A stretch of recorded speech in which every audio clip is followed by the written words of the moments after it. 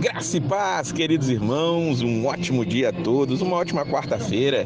Hoje é dia 10 de janeiro de 2024 e o nosso devocional diário está em Marcos, capítulo de número 8. Quem é Jesus? Se Jesus lhe perguntasse o que perguntou aos discípulos no verso 27, o que você responderia? E Jesus foi com seus discípulos para os povoados próximos a Cesareia de Filipe. No caminho perguntou aos discípulos: quem os homens dizem que eu sou? A única resposta aceitável é aquela que Pedro dá no versículo de número 29.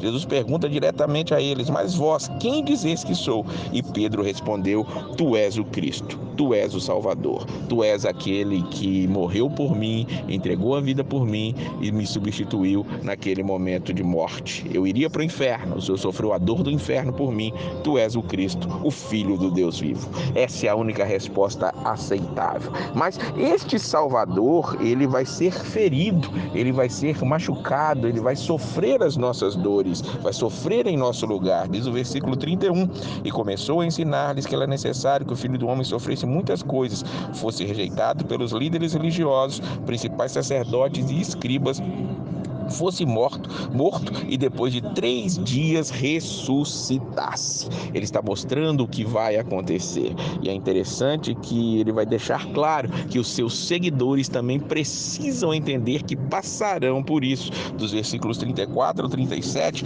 nós vamos ver Jesus dizendo a lei do discipulado, aquilo que os discípulos precisariam passar para poderem estar com ele ali também. Olha o que diz: e chamando a multidão com os discípulos, disse-lhes: se alguém quiser vir após mim, negue a si mesmo, tome a sua cruz e siga-me. Pois quem quiser preservar a sua vida irá perdê-la, mas quem perder a vida por causa de mim e do evangelho irá preservá-la. Pois que adianta o homem ganhar o mundo inteiro e perder a sua vida? Ou que daria o homem em troca da sua vida?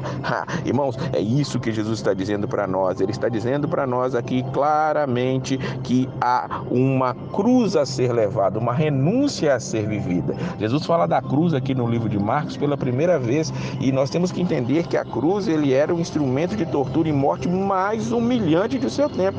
E ele fala: se você quer ser meu discípulo, tome a sua cruz, renuncie a este mundo e me siga, me siga. Será que temos entendido quem é Jesus? Será que nós temos entendido que Jesus, quem é Jesus realmente para nós? A pergunta continua ressoando: quem é Jesus?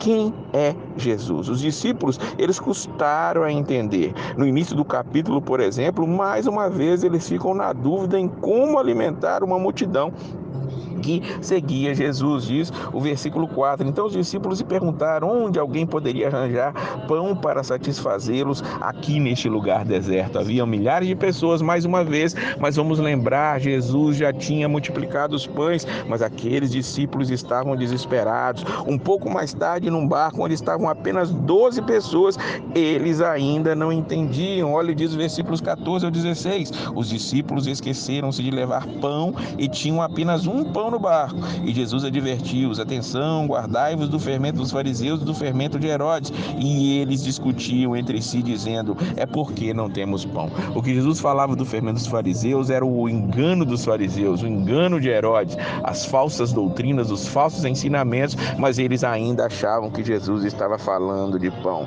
Mas será que nós temos sido diferentes? Nós temos visto os milagres, as bênçãos de Jesus, o agir de Jesus em nossas vidas, e muitas vezes nós estamos cegos. Que nossos olhos possam ser abertos, que assim como foram abertos os olhos daqueles cegos, sim, há um cego que é curado aqui, mas aqueles olhos daqueles homens foram abertos, que os nossos olhos também sejam abertos para enxergarmos o Mestre. Versículo 25, então Jesus voltou a colocar as mãos nos olhos dele e ele começou a ver claramente e ficou restabelecido, pois enxergava todas as coisas com nitidez. Que nós possamos enxergar Jesus com plena nitidez e entender o que ele tem feito, fará, pois suas promessas são verdadeiras e nós somos aqueles que a receberão se nós nele crermos. Que nós não o neguemos, que nós, quando ele vier na glória do seu Pai com santos anjos, que nós não nos envergonhemos dele para ele não se envergonhar de nós, que nós sejamos aqueles que estão ouvindo a sua palavra, mesmo no meio de uma geração adúltera